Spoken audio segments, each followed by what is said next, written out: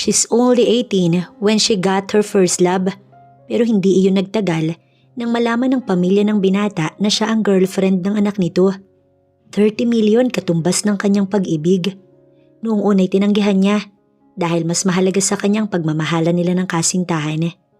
Ngunit nabago ang desisyon niya nang ma-hit and run ang nag-iisang kapatid na meron siya. Naging kritikal ang kondisyon nito at kailangan ng malaking pera para maoperahan. Umiiyak si Ina habang palabas ng hospital ng tanghaling iyon. Pero napawi ang luha niya nang tumambad ang ina ng boyfriend niya at ipinagpipilitan ng pera sa kanya. Wala na siyang ibang magawa, wala siyang ibang mapagpipilian kundi ang ipagpalit ang pag-ibig sa malaking halaga upang mabuhay ang kapatid niya. Nalaman ni Ryzen Del Real ang lahat at isang makahulugang wika ang sinabi nito sa kanya. Hanggang sa lapi ka lang pala. Anito bago siya tinalikuran. Napakasakit na marinig mula sa pinakamamahal mo ang katagang yun. Ngunit wala siyang ibang nagawa kundi tanggapin at iiyak na lang ang lahat. Akala ni Ina, yun na ang hulit katapusan ng kanilang pag-ibig. Ngunit hindi, dahil buntis siya at si Ryzen ang ama. Paano niya tatanggapin ang lahat kung ang pagkatao at pagmamahal niya ay binili ng ina nito? Magkakaroon pa kaya sila ng isa pang pagkakataon sa pamamagitan ng kanilang anak? O hindi na lamang niya ito guguluhin dahil masaya na ito sa iba? Sunod-sunod ang putok ng baril mula sa kaaway at alagad ng batas. Hindi malaman kung sino ang lumalamang dahil bawat putok may isang natutumba. Bawat putok, buhay ang nawawala. Sabayan pa ng sigaw ng bata na tila nasa mismong lugar din kung saan nangyayari ang labanan. Sige, ubusin niyo yan, mga bad sila. Kareshma anak, hinaan mo naman ang TV, masyadong malakas. Naisa tinig ni Ina nang pumasok siya sa may pintuan. Sumilip ang 4 na taong baby girl at ngumiti sa kanya. Yes, mama. Ngumiti siya bago dumiretso sa kusina para ilapag sa mesa ang mga gulay na pinamili. Siya si Ina Manlaya, 22 taong gulang at isang single mother. Bilang ina at ama ng kanyang anak, kailangan niyang maging malakas at matatag sa araw-araw, lalo na at wala siyang ibang aasahan kundi ang sarili niya lamang. Tinanggal niya na sa uway ng basket ang mga gulay at inilagay sa lababo para mahugasan. Masaya siya kahit walang katuwang dahil may kareshma sa buhay niya na nagbibigay kulay sa araw-araw. Mama, paglaki ko gusto kong maging army. Napalingon siya agad nang marinig ang matinis na tinig na iyon. Nakasilip pa ang anak niya sa daanan patungong kusina. Bakit naman iyon ang napili mo, anak? Malumanay niyang tanong rito. Kasi po mama, brave sila and strong and also a hero. Isa pa, I want to protect you para wala pong umapi sa'yo. Ang sweet naman ng batang ito. Halika nga rito. Tawag niya sa anak niya. Tumakbo palapit ang bata at niyakap niya ito ng mahigpit. Pilit niyang tinatanggap na sila na lang talaga ni Kareshma. Si Yuhan kasi ay nag-aaral at naiwan ito sa probinsya. Gusto niyang isama pero tumanggi ito dahil ayaw na daw nitong lumipat ng universidad dahil 1 taon na lang daw matatapos na ito. Ang natirang pera niya sa pagpapagamot kay Yuhan, ginamit niya sa negosyo. Isang restaurant ang nirentahan niya dito sa Maynila. Magdadalawang taon na sila ni Kareshma rito at medyo nasasanay na rin sila sa lugar. Sa isang apartment lang sila nakatira. Tsaka na siya maghahanap ng mas magandang bahay kapag lumago na ang kanyang negosyo. Sa ngayon, kailangan muna nilang magtiyaga sa bahay na ito. Sunday ngayon kaya wala siya sa restaurant. Nagpapasalamat siya dahil kahit papaano, maganda ang naging takbo ng kanyang negosyo. Siya na lang din ang naging chef dahil mahal kapag tumanggap siya ng tagaluto. Kahit mahirap, kinakaya niya naman at sa awa ng Diyos, nairaraos niya ng maayos ang lahat sa araw-araw. Kinaya niya ng ilang taon at mas kakayanin pa niya ngayon, lalo na at lumalaki na si Kareshma. Kailangan niyang kumayod at magsipag para may maipangtustos sa pag-aaral sa susunod na pasukan. Mataas ang pangarap niya para sa anak niya dahil naranasan niya ang hamakin dahil kahit ang makapag-college, hindi niya naranasan. Naranasan niyang tapakan ng pagkatao dahil mahirap lamang sila. At dahil naranas niya ang ganun, kaya kahit kailan, hindi niya iyon ipaparanas sa anak niya. Kaya kailangan niyang magsumikap para matupad ang nais ng kanyang anak sa hinaharap. I love you, Mama. Hindi po kita pababayaan, Mama. Sa tamis ng ngiti nito at mga salita, ay talagang natutunaw ang kanyang puso. Kahit hindi siya swerte sa ibang bagay, swerte naman siya sa anak niya. At iyon ay isa sa ipinagpapasalamat niya sa Diyos. Love na love ka rin ni Mama. Pero magluluto muna si Mama kasi anong oras na? At di ba magsisimba pa tayo after lunch, anak? Tumango ito at agad na nagpaalam na maglalaro lang sa sala. Mahirap talaga kapag mag-isa, pero lumalaban siya. Hindi niya na alam kung ano ang nangyari kay Ryzen nang maghiwalay sila noon. Ang sabi ng mga kapitbahay niya noon sa probinsya, umalis daw ng probinsya ang binata at lumipad patungong ibang bansa. Hanggang ngayon, nasasaktan pa rin siya dahil ito ang unang minahal niya. Unang halik at una ring nakakuha sa kanyang pagkababae. Ngunit wala na siyang ibang pagpipilian dahil buhay ng kapatid niya ang nakasalalay noon sa magiging desisyon niya. Wala siyang sinabi kay Ryzen. Paano niya sasabihin kung hindi man lang ito nag-abalang kausapin siya ng matagal? Alam niyang kasalanan niya pero sana nagtanong muna ito. Pinilit niyang magpaliwanag ngunit hindi man lang ito nakinig at iniwan na lang siya na parang hindi siya nito kakilala. Napakasakit, oo. Pero ano ba ang magagawa niya?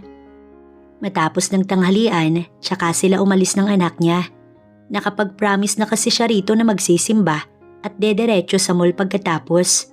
Kita ang galak sa mukha ni Kareshma habang binibihisan niya ito. Isang purple dress na may kapares na headband na may ribbon at kasing kulay din ang suot nito. A plain white doll shoes na may kumikintab-kintab pang silver dust ang pinili ng anak niyang isuot sa paa. Mahaba ang buhok ng anak niya na nasa gitnang likod na umabot. Hindi niya ito pinuputulan ulit dahil marunong na rin naman itong magsuklay ng sarili. Kadalasan, napagkakamalan siyang ate ni Kareshma dahil sa bata niyang muka at maliit na katawan. Hindi naman siya payat, sakto lang ang katawan niya. Sadyang mababa lang siya at nasa 5'2" lang kasi ang height niya. Behave ka sa loob, okay baby? Tumango si Kareshma.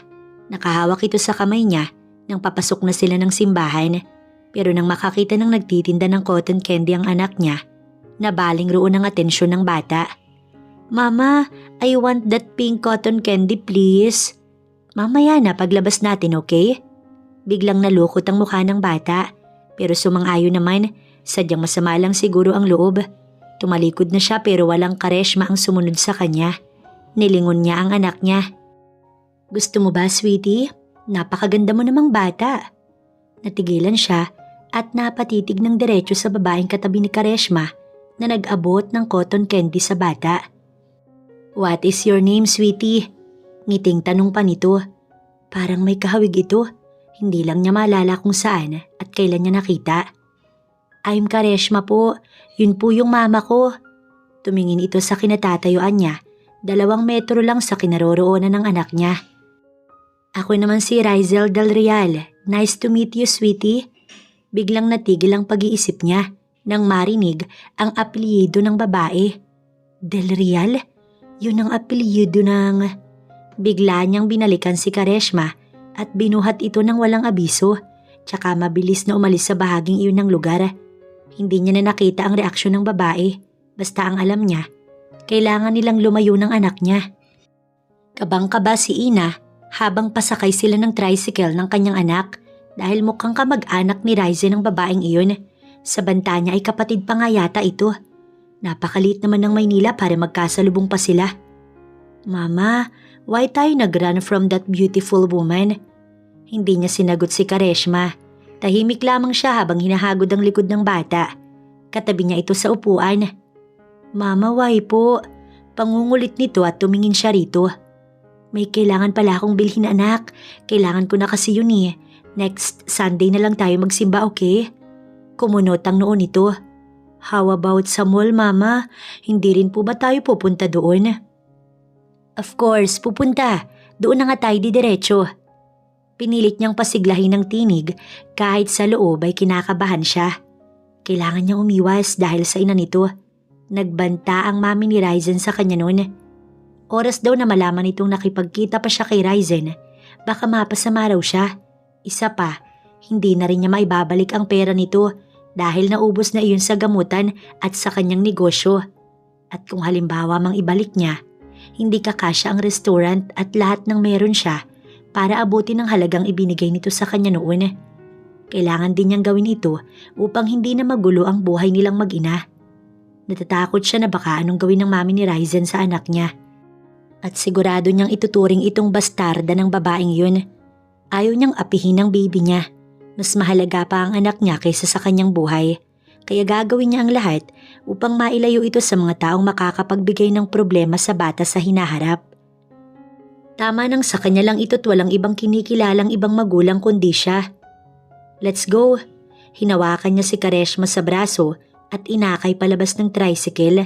Nagbayad siya matapos bumaba. Mama, are you okay? Mukhang napansin nito ang pag-iiba ng galaw niya. Panay kasi ang libot ng tingin niya. Kailangang masiguro kasi ni Ina na hindi nakasunod sa kanila ang babaeng iyon. Opo, ayos lang si Mama. Saan mo gustong maunang pumunta? Ngumiti siya at mas pinasigla ang tinig. Mukhang epektibo naman dahil biglang nagturo ng lugar si Kareshma sa isang funhouse sa 3rd floor ng mall. Sinunod niya ang gusto ng bata at kung ano ang gusto nitong gawin at laruin. 1 hour ay 100 ang bayad sa funhouse na iyon. Si Kareshma lang ang pumasok sa loob, siya naman ay naiwan sa labas. May security at tagabantay naman sa loob kaya safe. Pumuesto siya sa tapat ng entrance ng lugar upang makita niya agad kung lumalabas na ang bata. Nag-order siya ng isang kape at habang nagkakape, inabala niya ang sarili sa pagsiselfone. Ngunit sa kaka-scroll niya sa internet, bumulaga ang isang sikat na magazine at nagulantang siya nang makita sa cover na iyon si Ryzen. A Young Billionaire ang title ng iminomodel siguro nito. Sa pinakaibabaw ay ang pangalan ng mismong magazine. Namilog ang mata niya at sa lakas ng kabog ng puso niya, kailangan muna niyang huminga ng malalim para nga atakihin naman siya sa puso dahil sa gulat. Finalo niya iyon at tinignan ang napapaloob doon at ganun na lang ang panlulumo niya nang makita at mabasa niya mismo na may iba na itong nobya. Napakaganda ng babae. Ititigil niya na sana ang pag-scroll nang makita na naman niya ang gwapo nitong mukha. Napakagwapo at hindi na rin mahaba ang buhok gaya noon. Mas bumata ito sa mukha nito ngayon. Mas matanda kasi si Ryzen sa kanya ng 5 taon. Inoff niyang bigla ang cellphone at ibinaba iyon sa mesa. Tsaka niya ininom ang kape. Pero nangangalahati pa lang iyon nang makita niyang lumabas ng playhouse ang anak niya at umiiyak. Lumapit ang guard sa bata. Agad siyang tumayo at nag-alalang lumapit dito. Mama! Anito tsaka siya niyakap ng mahigpit. Hinayaan niya muna itong umiyak at nang mahimasmasan, tsaka lang niya ito tinanong. Itinulak po ako ng bata po mama. Then she hit me here. Sabay turo sa kaliwang braso. Tinignan niya at namula nga iyon. Sa galit niya, kinalong niya si Kareshma at bumalik sa gwardya sa unahan. Kuya, bakit naman ganun? Ayaw ho ninyong magpapasok ng matanda pero hindi naman ninyo binabantayan ng mabuti ang mga batang naglalaro. Aniya, kalmado siya dahil ayaw niyang mag-iskandalo. Ma, may nagbabantay ho sa... Next time sana, siguraduhin ninyo ang pagbabantay kuya dahil mga bata ang nakasalalay rito. Kaligtasan ng mga bata. Napakamot ng batok ang gwardya. Ano bang nangyari ma'am? Baka ho nagsisinungaling lang ho yung anak nyo. Tumaas ang dugo niya dahil sa sinabi nito. Kilala ko ang anak ko at kita mo oh. Sabay hawak sa braso ng anak niyang namumula. Sorry po ma'am, marami po kasing... Siya po mama, yung girl na naka-ponytail ng red at nakasuot ng pink dress. Otomatiko siyang napatingin sa bahagi kung saan tumapat ang kamay ni Kareshma. Lalapit na sana siya at ibinaba niya ang anak niya pero naunahan siya ng isang babae. Mommy! Tawag ng bata at sinundan niya ng tingin at gano'n na lang ang pagkabigla niya nang ito ay mamukaan. Ito yung babaeng kasama ni Ryzen sa isang photoshoot habang nakayakap ang babae sa kanyang ex-boyfriend.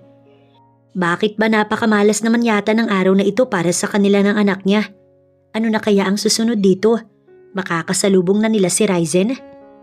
Mukhang sinusubukan talaga si Ina ng tadhana ngayong araw. Dahil hindi lang isang beses siyang nakatagpo ng taong konektado kay Ryzen, kundi 2 beses. Ang hindi lang mawala sa isip niya, ay ang batang kasama ng babae kanina. Iniisip niya na baka anak iyon ng babae at ni Ryzen. Pero kung tititigang mabuti, mas kamukha ito ng ina. Mula mga mata, ilong at labi, pati siguro masamang ugali ay sa ina rin ito nakuha. Sa mukha pa lang kasi halatang mataray na. Matapos nilang umalis ng mall, umuwi na lang sila sa bahay. Mas mabuti pang sa bahay na lang sila. At least doon ay safe. Alam niyang medyo nalulungkot ang anak niya. Hahayaan na lang muna niya. Mawawala din naman ang inis nito mamaya. Kinagabihan, tsaka niya kinausap si Kareshma at ipinaliwanag ang mga nangyari. Hindi niya isiningit na may mga tao silang iniiwasan.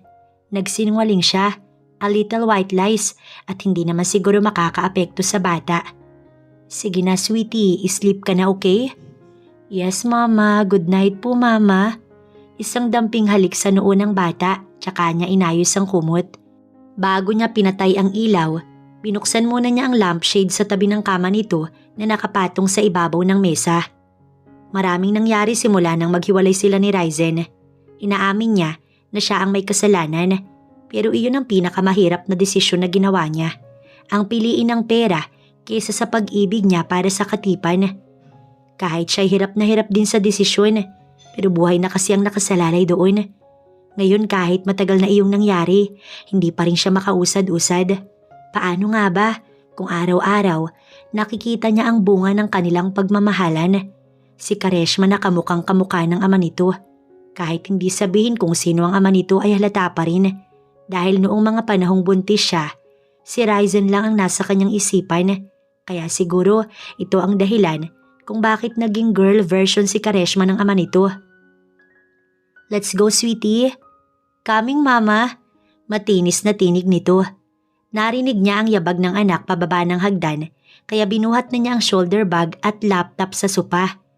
Mukhang kailangan na talaga niyang kumuha ng sasakyan dahil masyadong hassle ang mag-commute, lalo at lagi silang late ng anak niya. Pinoproblema na nga rin niya ang schooling ng bata next na pasukan. Kung sino ang kukuhanin niyang tagabantay sa bata. Mukhang pera na ang tatakbo sa mga susunod na mga araw. Nang makarating sila ng restaurant, pasado 8:00 na. Traffic pa kasi kaya gustuhin man niyang maging maaga, hindi rin talaga magawa. Good morning ma'am. Bati ng 3 waitress at 1 waiter at 2 assistant niya sa kusina. Ang kambal na si Valentine at Valerie ay matagal na rin niyang mga tauhan rito. Simula nang magbukas siya 2 years ago. Napagkatiwalaan na niya ang lahat dahil kilala niya na ang mga ito. Wala siyang sekretary. Hands-on lang siya simula sa cooking, orders at iba pang mga bagay. Bukod sa owner, ay chef na din siya. Ibinigay ni Ina ang susi sa chef assistant na si Valentine. Ito na ang nagbukas dahil hawak niya si Kareshma sa braso at may bitbit pa siyang mga gamit. Araw-araw, abala ang restaurant dahil nasa mismong tapat ito ng university.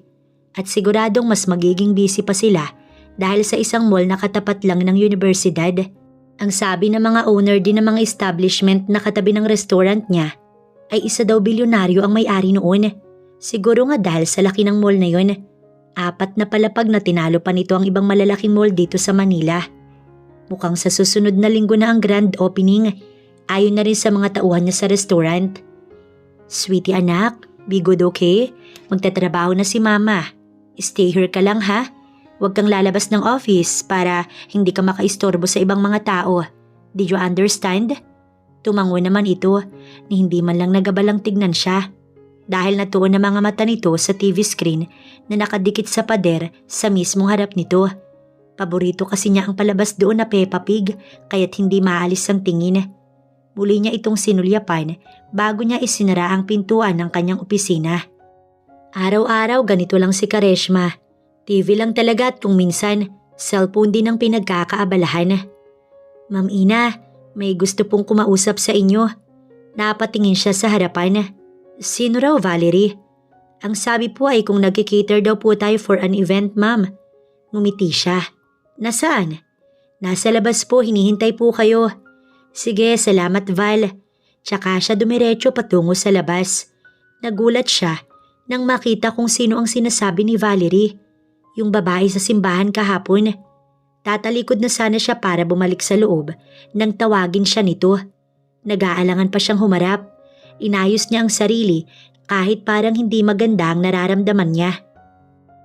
Hi, Miss Ina Manyala, the owner of this restaurant. Am I right? My name is Rizel Del Real. Titig na titig ito sa kanya. Parang nakita na kita. Ngumiti siya rito. Ngayon lang tayo nagkita kung hindi ako nagkakamali, Miss Del Real. Mukhang hindi naman siya nito nakilala. Sa bagay, si Rizel lang ang nakakakilala sa kanya at ang ina nitong mata pobre. Siguro, but by the way, hindi ito ang ipinunta ko rito. Ang ganda ng babae, kahawig na kahawig ito ni Rizel. Mukhang tama nga ang hinala niya. Kapatid ito ng ex niya. Gusto ko sanang itanong kung nagkikatering ang restaurant ninyo. Napakasarap kasi ng mga menu nyo at nasubukan ko na iyong lahat. Nagulat siya rito. Kaya sana gusto ko kayo ang mag-cater sa darating naming event next Saturday. Don't worry, malaki ang tip na ibibigay ko kung papayag kayo. Nagdadalawang isip pa siya. Saan ba, Miss Del Real? That mall sa tabi ng paaralan. Bale, hindi ako ang talagang may-ari. May younger brother. Pero ako yung nagmamanage dahil nasa Singapore siya this weekend. Kinabahan siya at nagdadalawang isip kung magtatanong pa ba kung sino ang younger brother nitong tinutukoy. Oh, by the way, ikaw daw ang owner and the chef? Tumango siya. Oh, nice. Napakasarap mong magluto, Miss Manyala. Pilit siyang umiti nang hawakan nito ang kanyang palad. You're so beautiful also. Siguro kung ikaw ang naging asawa ng kapatid ko, baka araw-araw akong makikikain sa inyo. Biro nito tsaka siya tumawa. Napalunok siya ng sunod-sunod. Parang kinakabahan siya sa mga susunod na mangyayari. Please, Miss Manyala. Nakikiusap nitong sambit. Ilang beses na siyang tumanggi ngunit hindi man lang ito tumigil sa pagkumbinsi at pamimilit. I-announce pa kita sa mga bisita ko to promote your restaurant at para matikman din nila ang mga niluluto mo. Gustong-gusto ko kasi ang mga lutong bahay na niluluto rito. Gusto ko kasi mga menu mo dito sa restaurant mo yung isa-serve mo. Like your palabok, lagi ko yung in-order dito. Napakasarap talaga. Natigilan siya. Mukhang tama nga ito kung ito ang laging nag-order ng palabok. Ibig sabihin, araw-araw itong kumakain dito. Hindi niya alam dahil nasa kusina siya at hindi naman siya halos lumalabas. Mapayag ka na? Ngiting tanong nito. Talagang hindi ito tumatanggap ng tanggi. Gusto niyang itanong kung sino ang kapatid nito pero baka magtanong din ito kung bakit niya kilala at baka dahil lang din doon makilala siya ng babae. Ayaw niyang magpaliwanag kung bakit ayaw niyang pumayag pero masyado itong mapilit. Sige na, doble ang bayad. Natigilan siya sa 200 plus na kataong kakain. Siguradong hindi niya iyon kakayanin mag-isa. Pero kung doble ang bayad, malaking pera iyon at makakapag-down na siya sa sasakyang gusto niyang utangin. Nagdadalawang isip pa siya dahil baka siya'y makilala. Pero hindi naman siya sigurado kung ito ba ang talagang kapatid ni Rizel. Baka kasi siya lang itong nag-iisip ng ganun. Tapos wala naman palang katotohanan. Sige, pumapayag na ako. Nang marinig nito ang sagot niya, biglang nagliwanag ang mukha nito at tila nanalo sa loto sa sobrang saya nito. Hindi niya nga alam kung bakit pinipilit siya nito gayong kung tutuusin. Mas maraming masarap at mas magaling pang magluto kaysa sa kanya. Marami pang mas sosyal na mga restaurant sa Manila na mas higit kaysa sa kanya. Pero sa mukha nito, parang hindi naman napipilitan lang sa gustong mangyari. Thank you, Miss Manyala. Asahan kita, okay? Ikaw na ang bahala sa lahat. At kung may mga detalye ka pang gustong malaman sa okasyon, tawagan mo lang ako sa number na to. Sabay abot nito ng calling card sa kanya. Kinuha niya iyon at binasa. Del Real Corp. Nagulat siya dahil isa iyon sa napakalaking kumpanya sa Makati at buong Maynila. Nakakalula. Tapos narito lang ito't nagmamakaawang ipakater ito.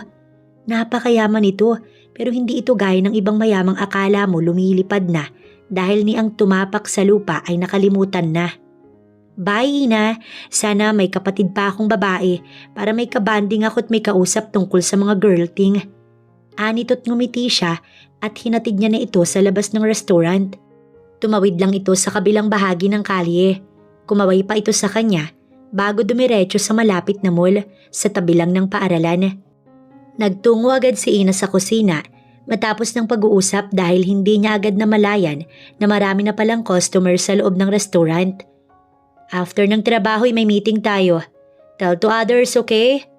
Anya sa isang tauhan sa loob ng restaurant. Buong araw ay nakatayo lang siya at kung may pagkakataong umupo, doon lang siya nakakapagpahinga. Sinisilip din kasi niya si Kareshma sa office niya. Tulog na ito matapos kumain ng lunch, habang siya hindi magkanda o gagas sa trabaho dahil ito ang oras na pinakamaraming customers. Gusto ko makausap ang manager niyo. May complain ako about sa order ko. Natigil siya sa harap ng kalan habang nagluluto ng pansit gisado ng order. Pinatay niya ang kalan at sumilip sa kwadradong bintana sa harapan niya. Konektado iyon sa dining area. Isang lalaki na nasa edad 30 siguro pataas. May kasama itong babaeng nakatayo rin katabi ang nagsasalitang lalaki. Panay ang duro nito sa kanyang waitress. Biglang nag-init ang kanyang ulo. Sorry sir, pero ang upos ng sigarilyo ay siguradong hindi po sa amin ang galing. Dahil wala naman pong naninigarilyo rito, sir. Bawal po iyan dahil restaurant po ito. Natawa ang lalaki. Doon na siya nagdesisyong lumabas at hinabilin kay Valentine ang kanyang niluluto. Hinubad ang apron at inilugay ang buhok matapos alisin ang face mask na suot. Sabing nasaan na nga, I am the manager and also the chef. What's your complaint, sir? Direktang usal niya rito. Tinitigan niya ito diretso sa mga mata. Malumanay lang ang tanong niyang iyon. Bago ito sumagot, tinitigan siya nito na parang nanunuri ng kanyang katawan. Sa payat mo, siguradong naninigarilyo ka. Ngumisi ito't sumenya sa kasamang babae na simulan na ang pag-video. Saglit niyang tinignan ng babae bago sumagot. We have CCTVs here, mister. At kung gusto mong makita ang lahat ng nangyayari sa kusina, malaya ka makakapunta sa opisina ko para tignan iyon sa monitor. Pero oras na nagkamali ka, sir, lahat ng kinain ng mga nag-dine-in dito pababayaran ko sa'yo. Seryosong sambit niya. Tumawa ito ng malakas. Wala namang kwenta ang service nyo rito. Ang tataray ng waitress at ang kukupad. What's the point para mag-restaurant kayo kung ganito kakukupad ang mga crew nyo? Kinuha nito ang pinggan sa mesa nito at itinampal iyon sa mismong harapan niya. Nakita ninyo ang lahat? Na-i-record nyo, di ba? Aniya sa mga naroon. Tumango ang iilan sa mga ito, hawak ang kanya-kanyang mga cellphone. Tapos ka na ba? Kung wala ka nang sasabihin, ako naman. Una, may CCTV sa likuran at harapan mo.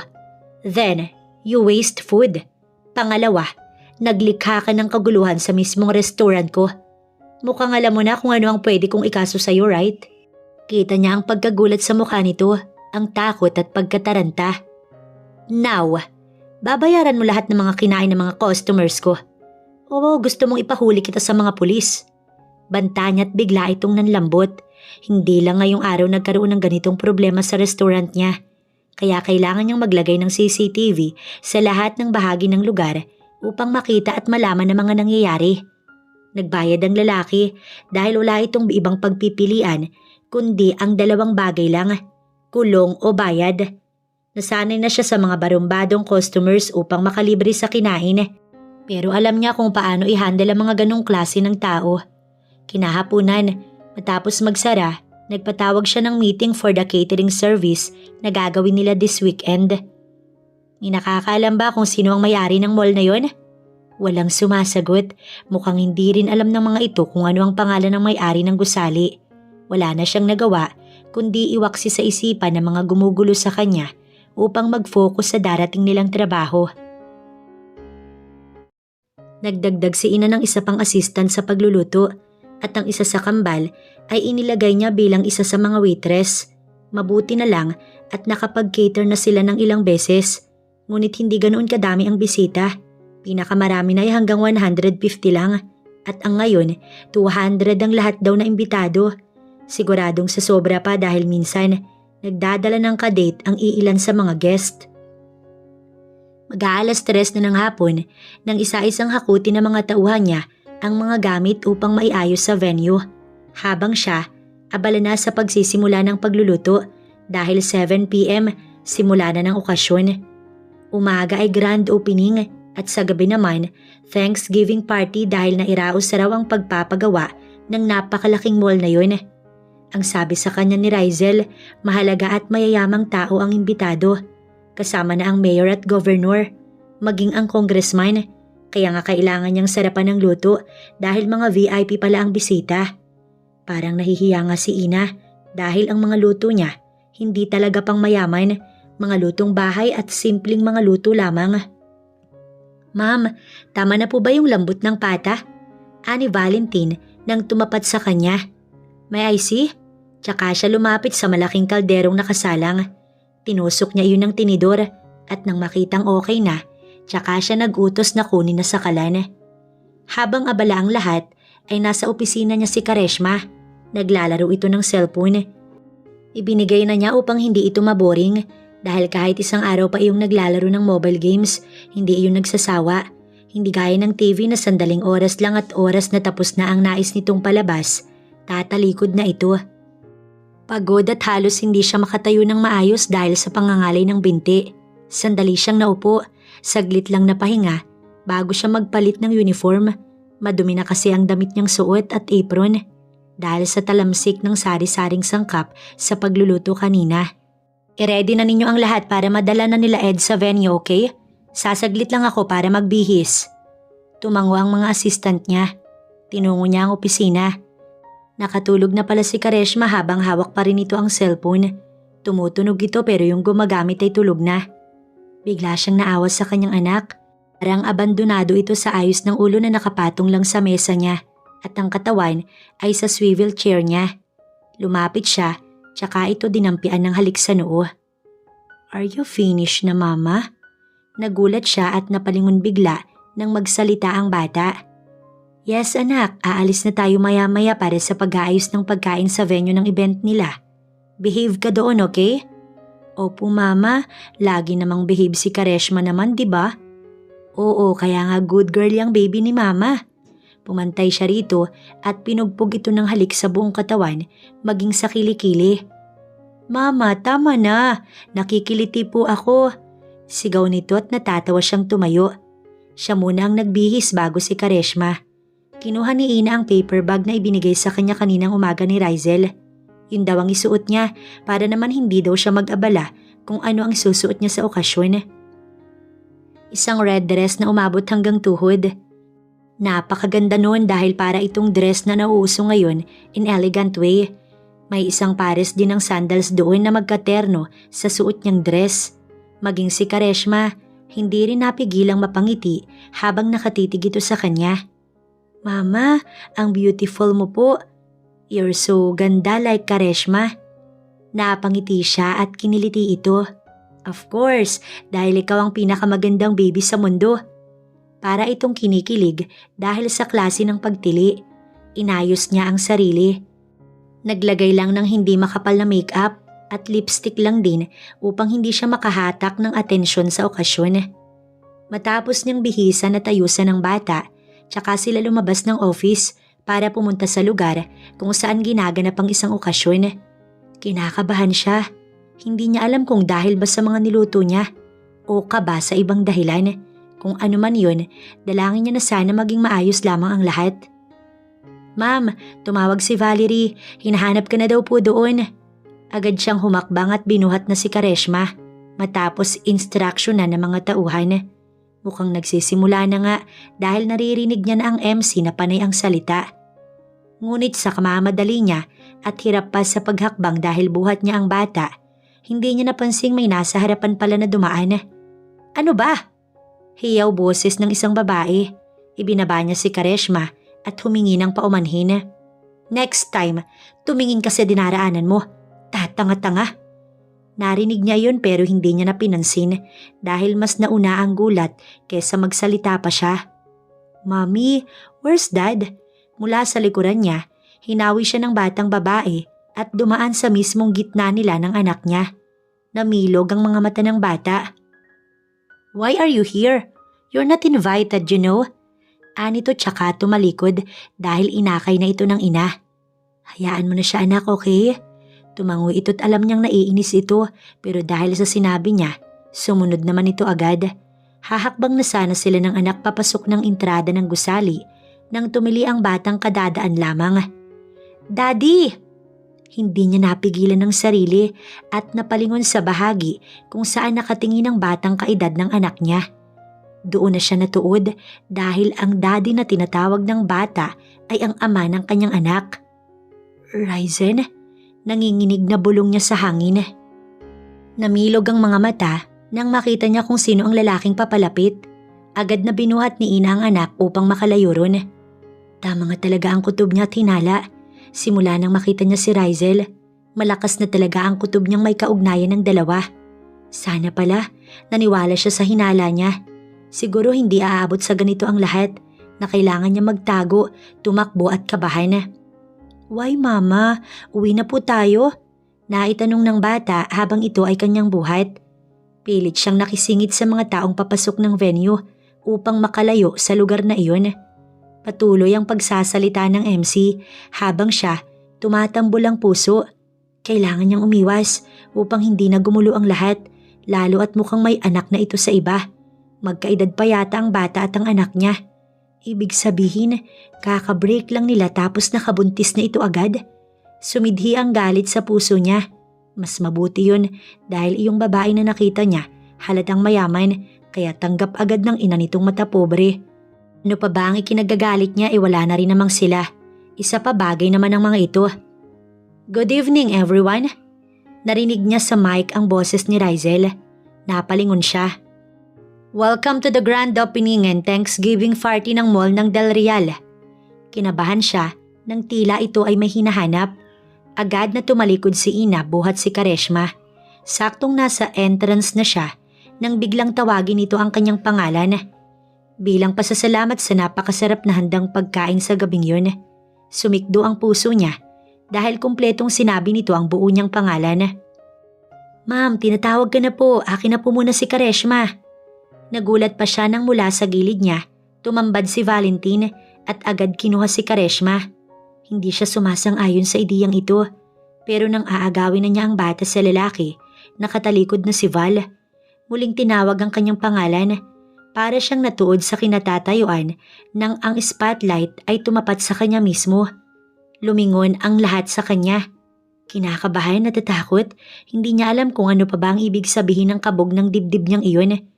Pilit siyang humakbang patungo sa entablado sa unahan. Kapag hindi niya ito ginawa, siguradong mapapahiya si Rizel. Ayaw niya iyong mangyari dahil napakabuti nito sa kanya. Isang masigabong palakpakan ang pumailan lang nang muling sambitin ni Rizel ang kanyang pangalan. Tsaka nito sinabi ang mga iilang bagay tungkol sa kanya, kung sino siya at kung saan ang restaurant niya. Inirekomenda na rin siya nito sa lahat ng bisita na kung may okasyon, ang restaurant niya ang kukunin. Napakalaking tulong nun sa negosyo niya, pero ang ma-expose ang mukha niya sa madla, hindi talaga niya nais ang ideyang yun. Inilibot niya ang tingin at natuod siya sa kinatatayuan nang makita si Ryzen na titig sa kanya. Hindi niya malaman kung anong ibig sabihin ng titig na yun, basta ang alam niya, nakita siya nito. Dito pa mismo sa mall na to. Narinig niya mula kay Rizel na nasa ibang bansa ang kapatid nito. Mukhang si Ryzen ang tinutukoy ng dalaga. Pero kung nasa ibang bansa, bakit ito narito? Agad siyang bumaba nang makapagpaalam sa katabi niya. Pinigilan pa siya pero hindi siya nagpaawat. Hanggang baba ng stage, sinundan siya ng babae. May problema ba, Ina? Nagtataka nitong tanong.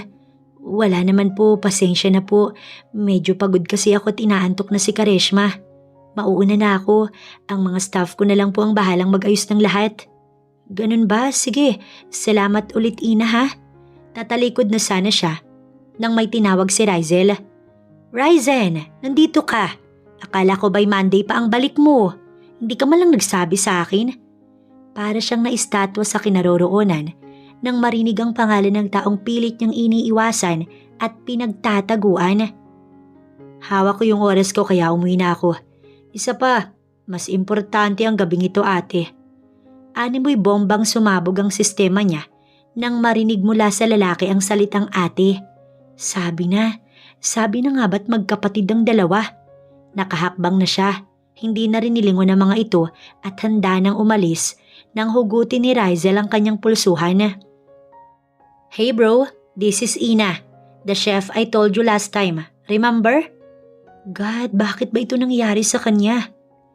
Ina, this is Ryzen, my younger brother. Yung sinasabi ko sa yung may-ari nitong mall. Ayaw niyang tumingin sa mukha nito dahil ayaw niyang magtama ang kanilang mga mata. Hi, simpleng bati nito tsaka inabot ang kanyang palad. Ngunit ilang segundo na, hindi man lang niya iyon tinanggap. Rizel, I have to go, pasensya na pero… Ma'am, nandyan lang po pala kayo. Hinahanap na po kasi kayo ni Kareshma. Doon na siya nagtaas ng tingin dahil sa lalaking sumulpot sa kanyang tagiliran. Lumapit si Valentine buhat ang anak niya. Si Ryzen ang agad niyang tinignan. Natulala ito at halata ang pagkagulat sa mga mata nang makita ang anak niya. Halos liparin ni Ina ang entrada ng mall upang makalayo agad sa lugar na yon. Ngunit bago pa man sila nakalabas ng kanyang anak, hinarang siya agad ng dalawang security. Miss Ina, pakihintay daw po si Sir Ryzen. Ani ng isa sa mga ito na humarang sa daan niya. Sakto rin kasi kaninang nagkita sila nang tawagin ito ng MC para sa isang mensahe. Kaya wala itong magagawa kundi ang umakyat kahit alam niyang ito'y napipilitan. Yun na din ang naging pagkakataon niya upang umalis na sana. Ngunit kung saan makakalabas na sana sila ni Kareshma, tsaka naman humarang ang mga security. Bakit? Malumanay niyang usal sa kabila ng bugso ng damdamin. Utos lang po ni Sir Ryzen. Pasensya na po ma'am. Sagot nito na may paggalang. Pasensya na rin ha, pero karapatan kong umalis na dahil may anak akong kailangang magpahinga. Nagkatitigan ng dalawang gwardya. Sorry po talaga ma'am, utos lang po ng boss ang sinusunod namin at baka humatanggal kami kung hindi namin sinunod ang bili nito. Oo, alam niya naman yun dahil may mga tauhan din siya. Ngunit karapatan niya ring gawin kung ano ang kanyang nais. Bigla siyang humakbang nang hindi man lang nagsalita. Pero mabilis ding nakausad ang dalawang gwardya at mabilis na hinarang sila ng kanyang anak. Maiilang palabas kaya nakisabay siya. Pero sa mga susunod na galaw ng gwardya, hindi niya na iyon napaghandaan. Ano ba? Medyo lumakas na ang boses niya nang hilahin siya sa braso ng isa sa mga ito upang mahiwalay siya sa mga taong palabas. Tinignan lang siya ng mga iyon at diretso nang lumabas, samantalang siya naiwan sa hallway sa gilid ng entrance. Anong nangyayari rito? Napalingon siya sa nagsalitang babae. Ito yung babae na mukhang karelasyon ni Ryzen. Ma'am Dayan, kayo po pala. Umatras ang dalawang gwardya. Tinignan siya ng babae mula ulo hanggang paa. Tapos ang anak niyang buhat-buhat ang tinitigan nito. Tulog na si Kareshma na nakasandal sa kanyang balikat. Ikaw yung babae sa mall at kasama ni Ate Rizel noong nakaraan. Who are you? Taas kilay nitong baling sa kanya. Kung nasa event ka, kilala mo ko. Dahil hindi ka naman siguro bingi nang ipakilala ko kanina ni Rizel Del Real, hindi ba? Noong isang linggo pa nagiinit ang ulo niya sa babaeng ito dahil sa ginawa ng anak nito sa anak niya. Mahabang pagtitimpi lang at unawa ang ginawa niya. Ngunit mukhang hindi naman bagay na magtimpi sa kagaya ng babaeng ito. Ina Maniala, parang narinig ko na nga ang pangalan mo pero who cares? Tsaka itong umisi. Sige na, palabasin niyo na yan kung gustong lumabas. Tatalikod na sana ito nang sumagot ang gwardya. Sorry Ma'am Dayan, utos po kasi ni Sir Ryzen na wag pong paalisin si Miss Ina. Napabalik ito sa kinatatayuan at namimilog ang mga matang tumingin sa kanya. Why? Anong meron ng babaeng ito at kailangang harangin? Mataray nitong sambit na hindi naaalis ang titig sa kanya. Hindi po namin alam ma'am, basta yun po ang… Hindi niyo ba ako kilala? I am the fiancé of the owner of this mall. Kaya sabihin niyo sa akin kung ano ang nangyayari. Napalakas na ang tinig nito. Pero ano ba ang maisasagot ng mga gwardya kung hindi nga nila alam? Fiancé? Ibig sabihin ay hindi pa kasal. Pero may anak na ang mga ito. Sige na, paalisin niyo na yan at ako nang magsasabi kay Ryzen. I'm here. Hindi mo na kailangang sabihin kung anong nangyayari rito, Dayan. Gulat na gulat siya nang mula sa likod ng babaeng Dayan. Tumambad si Ryzen. Umatras sa mga gwardya nang sumenya si Ryzen. Doon na siya nagkaroon ng pagkakataong lumabas ng tuluyan. Pero hindi rin siya nakalayo nang maagap na hawakan ni Ryzen ang kanyang braso. Kamuntik pa niyang nabitawan si Kareshma kung hindi niya naagapan ng bata. Wait, Ina. Ang baritonong tinig nito na nagpaatras sa kanya. Hindi niya ito nilingon. Ryzen, ano ba? Bitiwan mo nga yung babaeng yan. Sino ba yan? At ganyan ka na lang kung makakapit. Mukhang pati ang Dayan ay susunod rin at nasa likuran na niya ang mga ito. Bitiwan mo ko. Kailangan na naming umalis ng bata. Malumanay pa rin ang mga salita niya sa gitna ng ganitong tagpo. Si Dayan ay nasulyapan niyang nanggagalaiti ito sa galit. Bakit? Ano ba ang naging kasalanan niya? Dahil kung meron, hindi niya sinasadyang napunta sa lugar na to. Dahil kung alam lang niya, hindi na siya mapipilit ni Rizel na mag-cater sa mall na to. Ryzen, ano ba, halika na? Si Kylie naiwan pa dun sa loob. Shut up, Dayan. Stop it, okay? Bumalik ka na sa loob. Sa diin ng salita nito, halatang nagpipigil ito ng galit. Isusumbong kita kay ma'am, sasabihin ko to. Go ahead. Sa tingin mo ba mababawasan nun ang pagkamuhi ko sa'yo? No. So go and tell her. Dahil pareho lang kayo ng ugali. Hindi niya alam kung anong nangyayari, pero labas siya rito at ang anak niya. Agad siyang tumalikod, ngunit muli ay humarang ito. Mag-usap tayo. Wala na tayong dapat pang pag-usapan, Ryzen. Meron, Ina, meron. Sagot pa nito, tsaka siya tinitigan. Ang tungkol sa bata. Tinignan niya si Kareshma. Bata? Sino? Si Kareshma? Anak ko si Kareshma and nothing else. Anya, tsaka ito iniwan sa gilid ng kalsada. Tinawagan na lang ni Ina si Valerie upang ito na muna ang mag-manage ng lahat dahil kailangan na kasi niyang umuwi. Mag-aalas 8 na tulog na rin si Kareshma. Sumakay sila ng taxi pa uwi. Habang nasa sasakyan, hindi niya maiwasang alalahanin ang mga nangyari kanina sa event. Akala ba niya ay galit si Ryzen sa kanya? Noon grabe ang galit nito, pero kanina parang nag-iba itong bigla o sadyang nag-iisip lang siya ng kung ano-ano. Pagod na ang katawan niya, pagod din ang isip niya. Mas lalong pagod na pagod ang puso niya. Hindi niya alam kung ano ba ang nangyayari kay Ryzen, pero sa mga galaw nito, tila nalimot yata nito ang naging kasalanan niya rito. Pagdating sa tapat ng kanyang apartment, kinuha lang niya ang dalang shoulder bag at laptop tsaka muling binuhat si Kareshma para bumaba na. Para siyang lantang gulay na naupo sa couch matapos ipasok sa silid nito ang bata. Animoy walang lakas na gumalaw pa dahil sa sobrang pagod. Ramdam pa niya ang pangangali ng mga braso dahil sa maghapong pagluluto. Napakahirap ng walang katuwang, ngunit ano ba ang magagawa niya? Wala siyang ibang pagpipilian kundi ang magtiis. Iniisip na lang niya na matatapos din ito oras na lumaki ang anak niya. Hindi na nag-dinner si Ina dahil busog pa naman siya.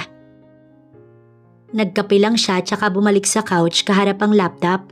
Marami pa siyang gagawin pero parang hindi na kaya ng katawan niya.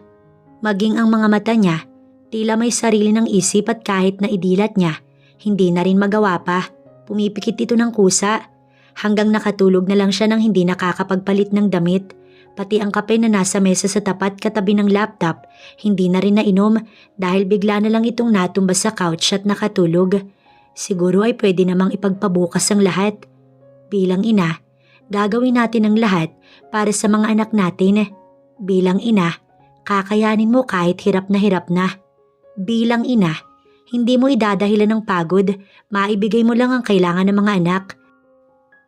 Kaya nga, kung may pinakamatatag na tao, ang ina iyon, dahil kayang-kaya nitong gawin ng lahat, maitaguyod lamang ang anak ng maayos. Nagising si Ina dahil sa kaluskos mula sa pintuan. Umupo siya at kinusot-kusot ang mga mata. Ang orasan sa ibabaw ng divider sa gilid ng flat screen TV ang agad niyang tinignan. 11:32 PM na ng gabi, hindi man lang niya pinatay ang ilaw o kahit ang makapagbihis man lang, ang kape ay malamig na. Itiniklop niya ang laptop tsaka siya tumayo. Nakalimutan niyang mailak ang doorknob ng pinto. Dali-dali siyang lumapit at nilak yun. Dala ang mug na may malamig na kape, ibinuhos niya iyon sa lababo at inilagay sa palanggana na naroon din sa baba ng gripo. Medyo ginutom siya kaya binuksan niya na ang fridge para maghanap ng makakain. May isang buong strawberry cake roon na kaunti pa lamang ang bawas. Kumuha siya ng platito at naghiwa nun gamit ang tinidor. Nagpakulo siya ng tubig sa heater. Magkakape na lang ulit siya. Medyo gumaan na rin ang pakiramdam ni Ina nang makapagpahinga.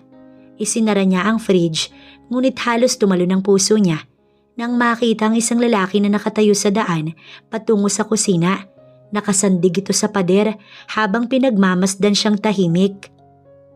"Anong ginagawa mo rito?" Nauutal niyang tanong tsaka ibinaling ang tingin sa heater na kumukulo na. Tinanggal niya ang saksakan at nagsimulang magtimpla ng kape. "Pwede mo ba akong timplahan ng kape?" Hindi niya ito sinagot dahil iba ang idinugtong nito. Nagdadalawang isip man, kumuha na lang siya ng isa pang mug sa lababo at ipinagtimpla ito. "I'm sorry kung pumasok ako nang walang paalam. Bukas kasi ang pintuan ninyo. Next time huwag mong kakalimutang isara dahil maraming masamang tao ngayon. Baka pasukin ka't gawan kayo ng masama." Gaya ng ina mo. Idudugtong sana niya pero pinigilan niya ang sarili. "Here." Iniwan niya ang baso na may kape sa mesa at iniwan ito sa kusina. Dumiretso siya sa sala, dala ang slice ng cake at mug. Sumunod ito dala naman ng kape. "Paano mo nalaman ang address ko?" Nagkibit balikat ito.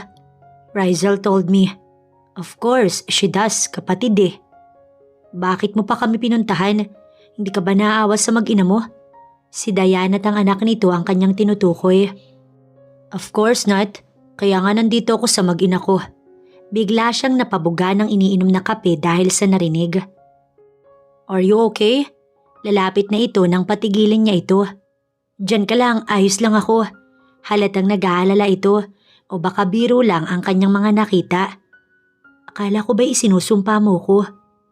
"About that, I'm sorry Ina. Mother told me everything. Itong buwan lang niya sinabi sa akin ng lahat because..." "Dahil ano?" "She's dying." Nagulat ito, kung saan malapit nang mamatay tsaka lang nito sasabihin ng lahat. "And she also told me na siya ang dahilan kung bakit na-hit and run si Johan, your younger brother." Nabitiwan niya ang basong hawak at nabasag iyon mismo sa kanyang paanan. Natalansikan pa siya ng kapit na mula ang paa niya. Ngunit parang hindi niya iyon naramdam dahil mas masakit ang kanyang nalaman. Sunod-sunod na tumulo ang kanyang luha. "Ina, hindi ka..." "Umalis ka na, Ryzen. Ayoko nang makita ka pa." "No, please listen to me first, Ina. Hindi ko alam. Wala akong alam, Ina. Please, let me explain everything to you." Lumapit ito pero umatras siya rito. "Wala nang dapat pang ipaliwanag, Ryzen.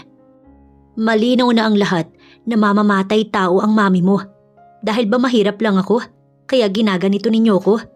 Wala akong pakialam sa mga paliwanag mo. Isa pa, bakit ka ba narito? Di ba may fiancé at anak ka na? Anong kagaguhan nito?" Sa lakas ng tinig niya, napatitig na lang sa kanya ang binata. "Kylie is not my daughter." Nagulat siya pero hindi iyon rason para matuwa siya.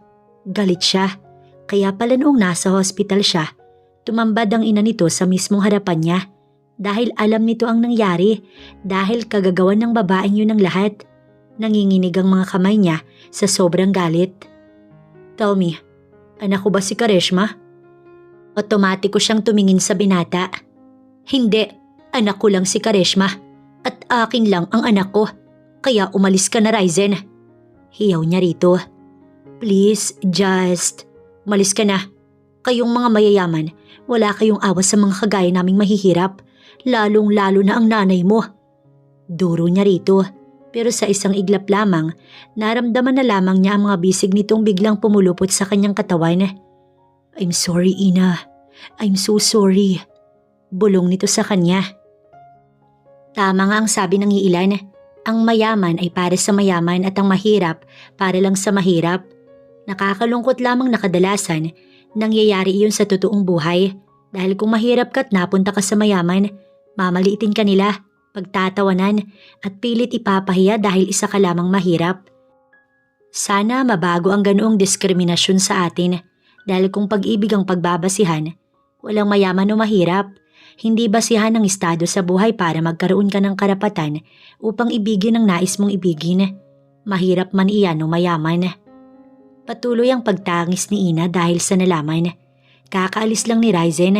Ayaw pa sana nito ngunit nakiusap siyang gusto niyang mapag-isa. Paano iyon nagawa ng mami nito? Paano nagagawa ng gaya nito na manipulahin ng ibang tao para lamang sa sariling nais, para lamang iwanan niya ang anak nito. Kailangan pa nitong gawin ang bagay na yun sa kapatid niya.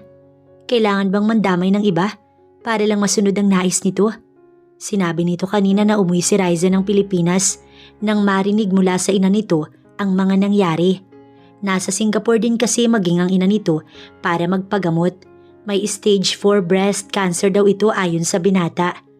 Gustuhin man niyang magalak, hindi pa rin niya kaya. Dahil hindi siya gaya ng taong iyon na walang puso't kaluluwa. Pinahid niya ang luha at pumasok na ng silid para magpahinga.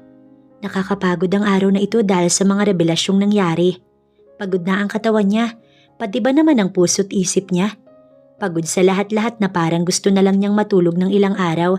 Baka sa paraang iyon, mapawi ang lahat ng hinanakit sa kanyang puso. Mag-aalas 3 na ng madaling araw nang maalimpungatan si ina. Iyak ng anak niya ang kanyang naririnig. Kaagad siyang bumangon at binuksan ang ilaw sa kanyang silid. Tsaka siya nagsuot ng roba at tumakbo patungo sa kabilang kwarto kung saan natutulog ang anak niya. Pagbukas niya ng ilaw sa kwarto ng bata, gano'n na lamang ang takot na naramdaman niya nang makitang hindi ito halos makahinga at ang buong muka ay nagkukulay asul na. "Kareshma anak, halika bilis kay mama, dadalhin kita sa hospital." Mabilis ang naging galaw niya upang balutin ito ng kumot at binuhat.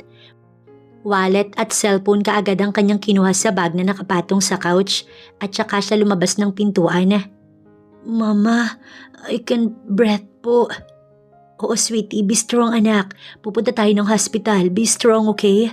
Please, be strong for mama." Ramdam niyang tumango ito dahil gumalaw ang ulo. Nasa tabi na sila ng kalsada.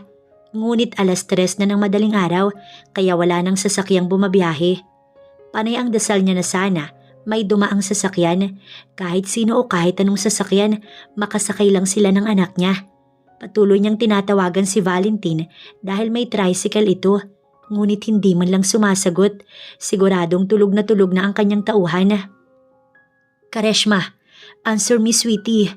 Kareshma please, stay with mama. Please anak, please baby." Nang may mamataan siyang kotse, agad siyang tumakbo patungo sa gitna ng kalsada dala si Kareshma.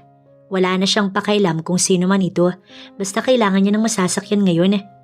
"Please, tulong ho, buksan mo ang pinto, maawa ka sa amin." Aniya habang patuloy na kinakalampag ang bintana ng magarang sasakyan. Bumukas ang driver seat. "Ina, what happened?" Nang makita niya ay si Rizel iyon. "Help us, please, si Kareshma Rizel, nahihirapan siyang huminga. Let's go, bilisan mo, pumasok ka na."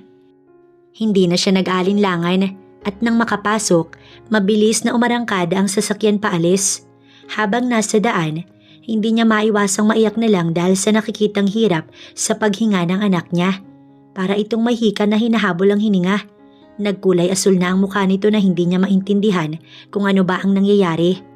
Pagdating ng hospital ay agad niyang tinakbo ang bata papasok ng hospital at patuloy sa pagsigaw upang mapansin sila ng mga nurse na naroon. Pasalamat siya dahil private hospital ang pinuntahan nila at may doktor na agad na patungo sa kanila habang inilalagay sa stretcher ang anak niya. Nang maihiga si Kareshma ay sinugod agad dito sa ER. Umiiyak habang ipinapasok ang bata sa silid na yun. "Ma'am, dito na lang po kayo. Bawal po kayong pumasok." "Nurse, iligtas niyo ang baby ko, maawa kayo." Tumango ito bago isinara ang pintuan. Napahagulgol na lamang si Ina dahil sa sobrang takot. Lumapit si Rizel. Niyakap na lang siya nito nang walang salitang lumalabas sa bibig. Natulala na lamang si Ina habang nagpapaliwanag ang doktor. Hindi siya agad nakasagot o nakareact man lang. Alam niya namang madaling mapagod ang anak niya. Kaya nga hindi niya ito pinaglalaro sa labas at sa loob lamang ng bahay. Ika rin ito tuwing inuubo, kaya nga may nebulizer din ito sa silid ng bata. Alam niya na mahina ang puso ni Kareshma, pero hindi naman yun congenital heart disease na sinasabi ng cardiologist na ito. "Dok, sabihin niyo na lang po kung paano ito magagamot. Please, huwag niyo na pong dagdagan ng pag-aawa ko sa bata, maawa po kayo." "Ma'am, kailangan muna nating obserbahan ng bata sa mga gamot na ibinigay sa kanya.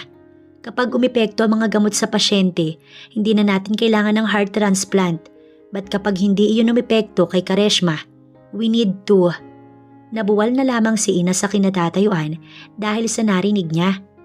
Heart transplant?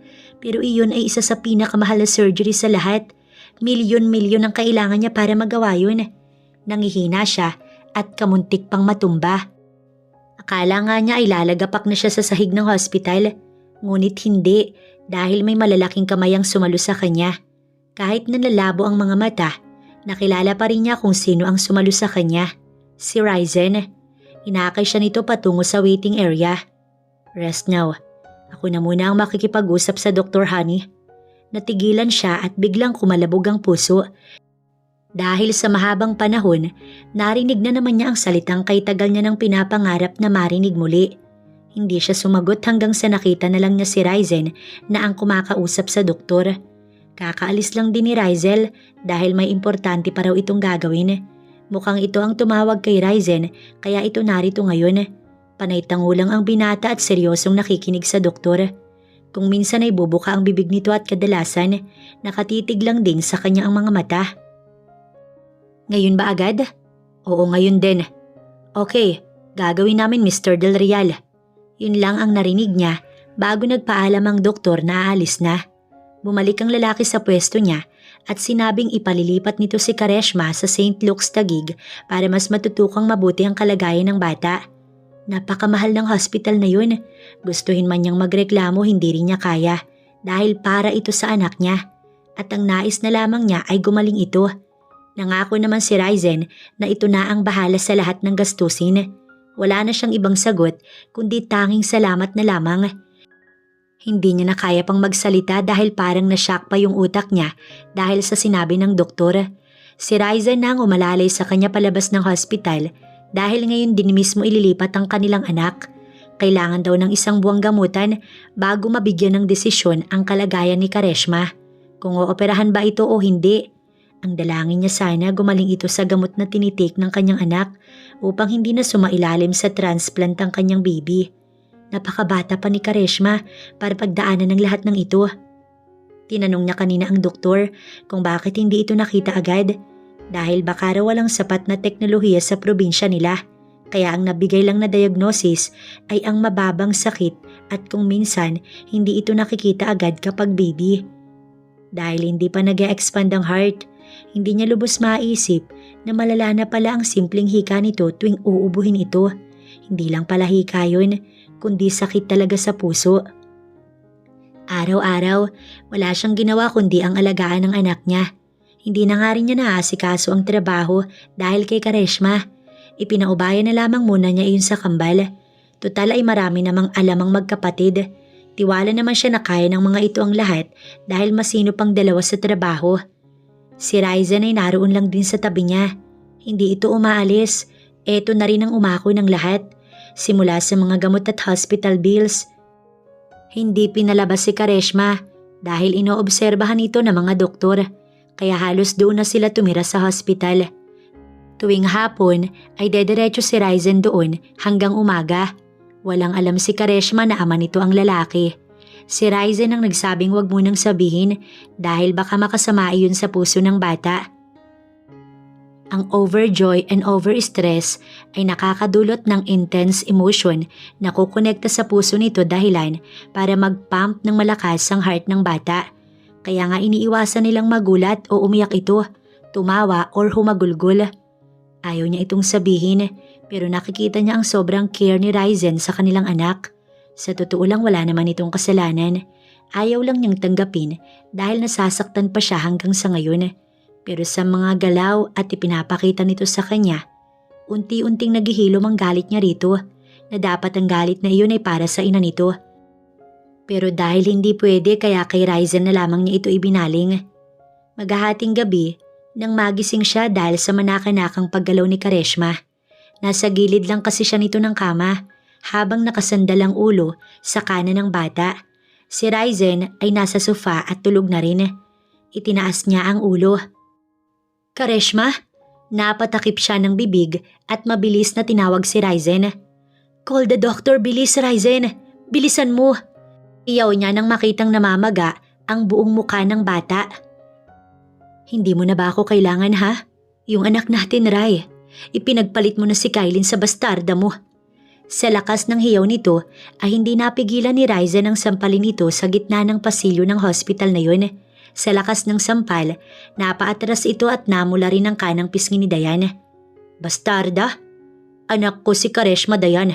At ang sinasabi mong Kylin, she's not mine. And you know that. Don't push me to my limit, Dayan. Dahil minsan lang ako nagkamalit, hindi na mauulit yun. Aniya at napaluha ang babae. I hate you, Ryzen. I hate you for doing this to me. To us and to our child. Napakasama mo. Muling humarap ang binata rito at isang mapaitang sagot nito. Ikaw ang masama. Niloko mo ko. Ano nga ulit ang sinabi mo sa akin? Anak ko si Kylin. But when the DNA test result comes, 0.0% match kami ng bata. Kaya wag mo kong lokohin dahil una pa lang ikaw ang masama. Now, lumayas ka at wag na wag kang magpapakita sa akin kahit kailan. Duro niya bago ito tinalikuran. Ryzen, please. Give me one last chance, babe. Pero kahit anong tawag ang gawin nito, wala siyang pakailam dahil may mas importante siyang kailangang unahin. Mas may kailangan siyang alalayan ngayon at si Ina. Alam niyang hirap na ito. Kung hindi lamang sa ina niya, hindi ito mangyayari sa kanila. Ang maghiwalay ng ilang taon. Ngayon na sana siya babawi, ngunit narito naman sa hospital ang kanilang anak at ang malala ay nasa ICU na ito ngayon. Malis lang sila saglit upang humingi ng tulong sa ibang hospital na pwedeng maging donor ng anak niya. Ngunit walang may batang edad ang kamamatay lamang ng oras na ito. Meron, ngunit nasa 68 years old na. Hindi na iyon pwede para maging donor. Hirap na rin siya. Ilang hospital na kasi ang napuntahan niya. Ngunit ni isa, walang pwedeng kuning donor. At lumalala na ang anak niya. Lumulobo na ang buong katawan nito dahil sa hina ng daloy ng dugo. Noong unay maayos naman ang gamutan, ngunit nagising na lamang sila na namamagana ang buong katawan ni Kareshma, ni ang mukha nito ay halos hindi na makilala. Ryzen, kamusta? May donor ka bang nakita? Naluluhang usal ni Ina. Nasa tapat sila ng ICU habang nakatingin sa bintanang salamin kung saan pwedeng masilip si Kareshma. Umiling ang binata at gano'n na lang ang hagulgol niya nang makita ang sagot nito. Napaupo na lamang siya sa sahig dahil sa kawalan ng pag-asa. Si Johan ay nasa loob ng ICU. Kararating lang nito at dito agad dumiretso ang kapatid niya. Pilit na itinayo ng binata si Ina at mahigpit itong niyakap. Batid na ng pamilya ni Ryzen ang nangyari. Pati si Ryzel umalis na nga rin patungong Davao para sa donor dahil meron daw doon. Nagbayad pa si Ryzen ng malaki para lang magpatulong sa mga newspapers. 50 million kapalit ng puso ng anak nila. Ngunit dumaan na ang isang araw, wala man lang kumontak at binibigyan lang sila ng 2 araw para makahanap ng heart donor. Habang may bantay pa sa loob ng ICU, inakay ni Ryzen si Ina patungo sa waiting area. Pinaupo tsaka inabutan ng bottled water and biscuit. Ayaw kasing kumain ni Ina dahil talagang wala siyang gana. Paano siya makakakain kung ganito ang sitwasyon ng anak niya? Bukod kasi sa pamamaga, dumudugo rin ang ilong nito. Humihina na rin ang paghinga nito dahil naapektuhan na ang right lung ng anak nila dahil sa sakit nito. I'm sorry for everything, honey. Alam kong mali ako para hindi ka ipaglaban. Patawarin mo ko sa lahat.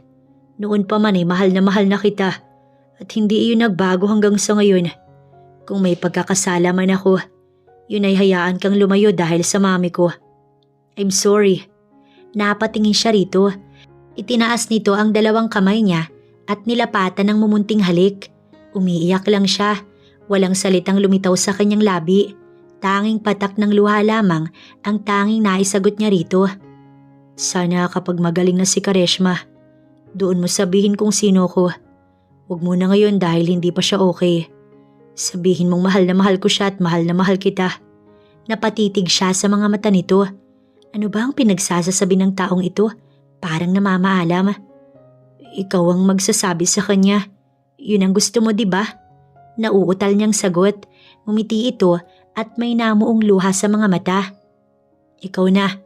Kasi ibibigay ko yung puso ko para sa anak natin, honey. Bigla siyang nabuwal sa kinauupuan dahil sa narinig mula kay Ryzen. No, wag Ryzen. Makakakita tayo ng donor. Please, not you please. Humahagulgol na naman, ngunit nakangiti lang itong hawak ang kanyang palad. Yes, para sa anak natin to, honey.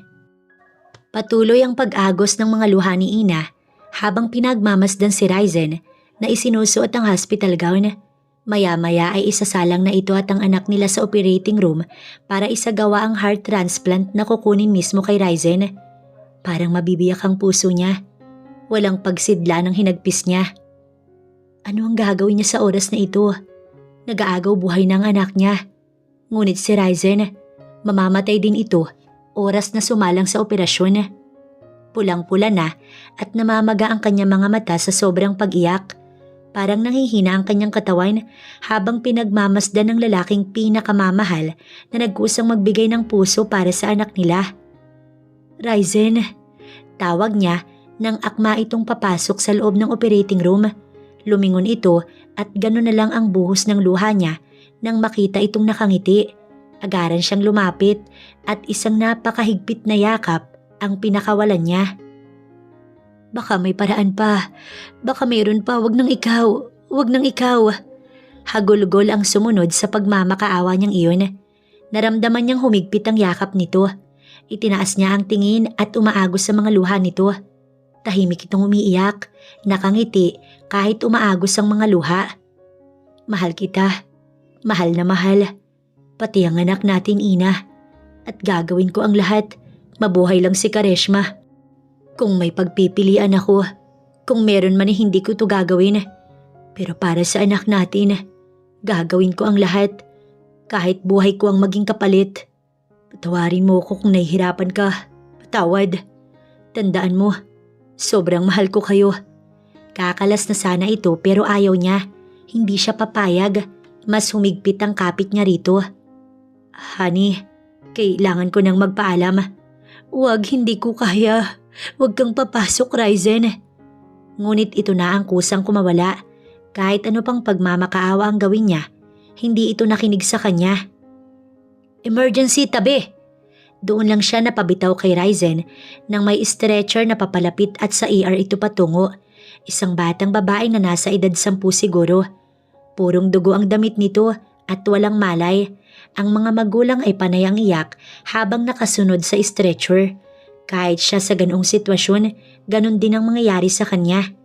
Ibinalik niya ang tingin kay Ryzen at bigla siyang nagpanik nang mawala ito sa paningin niya. At nang tignan niya ang nakabukas na operating room, ay naroon na ito patungo. Tinawag niya ngunit nilingon lang siya at nginitian. Hinang-hina siyang naupo sa gilid ng pader. Ilang segundo pa ay tila walang katapusan ng luha niyang umaagos. Tumunog ang cellphone ni Ina. Doon lang siya napatayo tsaka sinagot sa bulsa ang cellphone. Ina, pabalik na ako. May donor na para sa pamangkin ko.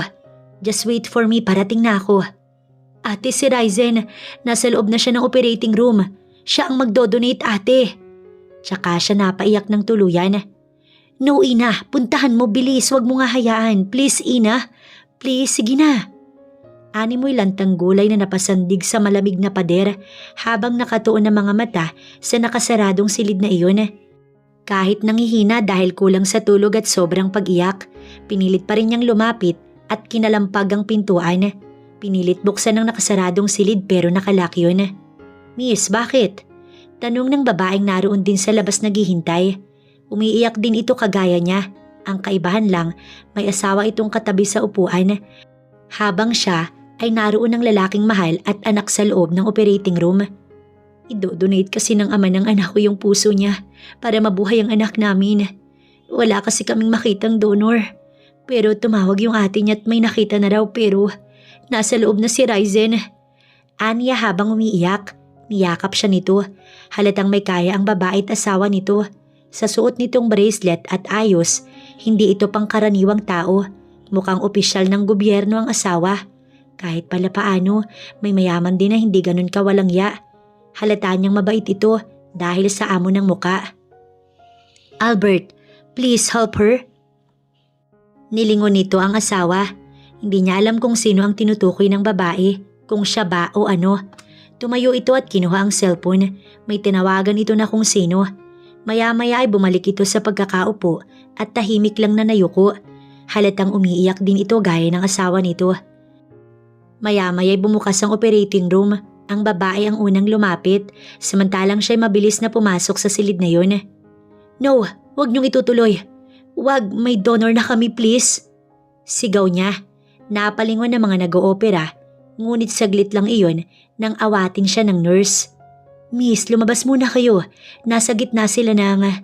"Pero yung..." "I'm sorry."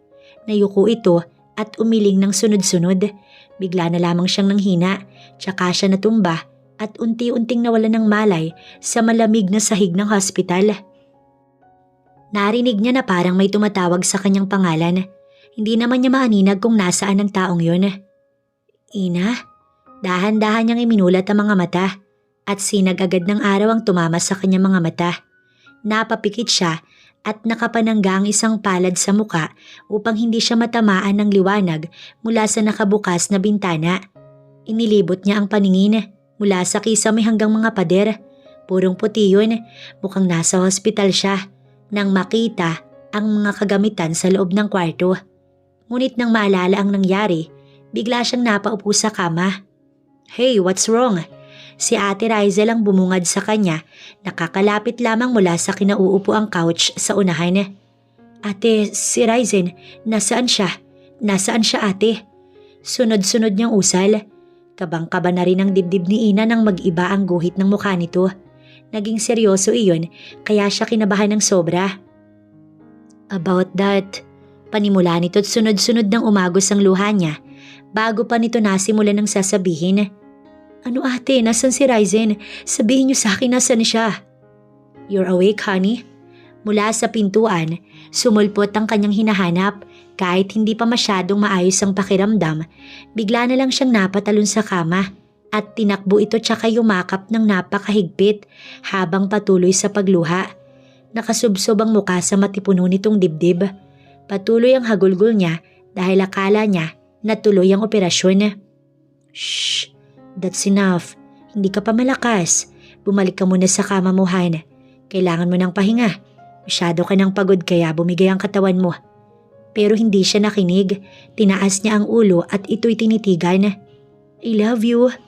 Ngunit hindi ito sumagot. Umiti lang ito sa kanya at nagtaka siya nang dahan-dahan itong naglaho. "Rizen? Rizen!" Kinakabahan at natatakot siya. Nilingon niya ang dalaga sa likuran niya. Nakayuko ito habang umiiyak.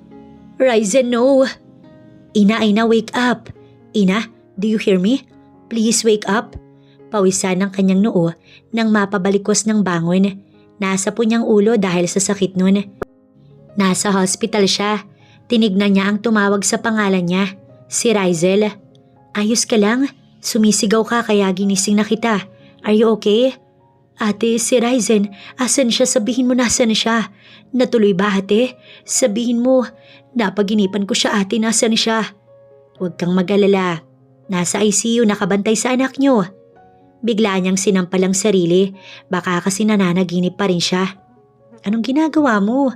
Natatawa nitong tanong. Hindi naman ito panaginip, di ba? Lumapit ito at siya'y binatukan. "Aray!" Natawa ulit ito. Ibig sabihin hindi. Anito't umiyak na lamang si Ina sa galak. Nagpanik tuloy si Rizel. "Hoy, mahina lang naman yun ah." Pero tumigil ito nang bigla siyang yakapin. Sinabi ni Rizel na hindi natuloy ang operasyon ni Rizen dahil sa 12 years old na pasyente kanina.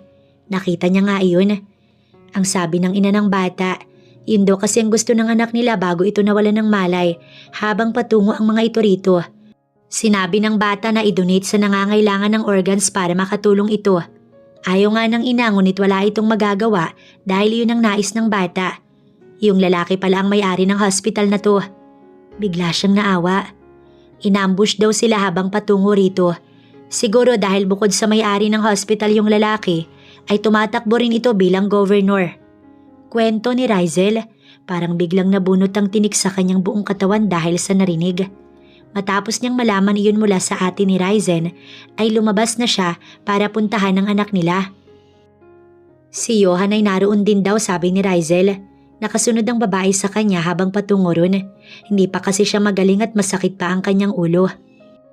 Sumilip muna siya sa bintanang salamin bago nagsuot ng hospital gown, pati face mask at lahat.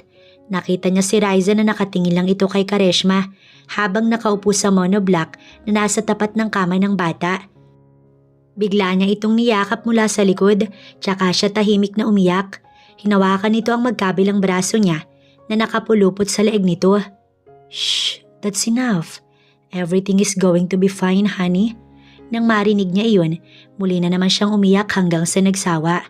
Successful ang operasyon at kailangan na lang ay obserbahan kung maayos ba ang bago nitong puso. Pinauwi pala ni Ryzen si Johan at pinagpahinga ito dahil wala pa rin daw iyong tulog. Sobra-sobra ang pasasalamat niya sa Diyos dahil dininig nito ang kanyang panalangin kahit isa siyang makasalanang tao. "Sino yung nakita kong inoopera nang pumasok ako dun?" Mukhang ang batang anak ng may-ari ng hospital yon. Dahil inuna kasi iyon dahil akala ng mga doktor makakasurvive pa ang bata. Pero sa gitna ng operasyon tumigil na ang heartbeat at hindi na kinaya ng katawan. Matapos nun, nagtanong ang mga doktor kung pwede raw bang i-donate ang puso. Umuo agad yung ama. Yung ina ang hindi, pero sa huli, napilitan din. Kaya hindi ako naisalang, kundi si Kareshma na ang sumunod. "Sorry Han kung natakot ka." Niyakap niya ito. "I love you." Bulong nito matapos na tumayo. Hindi siya sumagot. Isang masuyong halikang tanging iginawad niya ng kalasin ng face mask. Sobra-sobra ang naging takot niya. Pero biglang napalis ang lahat ng iyon sa isang iglap lamang. Naging maayos ang bagong puso ni Kareshma at unti-unti na itong nakaka-recover. Mag-iisang buwan din sila sa hospital bago tuluyang nakalabas. Pero once a week, nagpupunta sila sa hospital para sa follow-up check-up at rehab ng puso ni Kareshma for 6 months. Ayos na iyon, at least may kasiguraduhang mas maayos na ang kanilang baby. Ang negosyo niya ay pansamantalang ipinamanage kay Valerie. Naging maayos naman kasi ito kahit wala siya. Si Johan ay bumalik sa probinsya dahil may pasok pa ito. Malapit na rin itong makatapos sa kursong engineering. Hands-on muna siya ngayon sa anak nila. Si Rizel ay pumunta na ng Singapore dahil namatay ang mom ng magkapatid na si Ryzen at Rizel. Hindi sumama si Ryzen. Dadalawin na lang daw nito kapag hindi na masama ang loob sa ina. Pinilit niya pero ayaw. Ngayon ay masaya na siya kasama ang mahal na anak at magiging asawa. Ikakasal sila in no time. Gusto nga niyang sa West lang pero ayaw pumayag ni Ryzen. Kaya hinayaan niya na lamang. Si Dayan ay umalis na ng bansa. Siguro dahil nalaman ni Ryzen ang kalukuhan nito. Sana maging maayos pa rin ang mag-ina. "Umuwi ka na kaya? Hindi ka bagay sa lugar na to." Aniya rito. Dito na kasi sa apartment niya ito umuwi. Gayong may mansyon naman ito. Ayaw niyang sumama tsaka na lang kapag kasal na sila. "Kahit saan bagay ako. Kahit sa'yo bagay na bagay ako eh." Biro ng lalaki. Natawa siya pero mas natawa ito sa kalokohan. "Kahit saan basta kasama ko kayong dalawahan, masaya na ako." Anito tsaka ito tumabi sa kanilang dalawa ni Kareshma sa couch habang nasa harap ng TV. "Love you Papa, I love you Mama." Ngumiti sila ng sabay tsaka pinugpog ng halik ang kanilang maglilimang taong baby. "Mahal na mahal ka rin namin anak." Ani Ryzen. Wala na siyang mahihiling pa dahil nasa kanya naman na ang lahat at kahit mahirap siya ay pwede siyang umibig sa mayaman, lalo na kung puro ang pagmamahal na iyon dahil hindi sa pera o yaman na babase at nasusukat ang tunay na pagmamahal, kundi ang puso.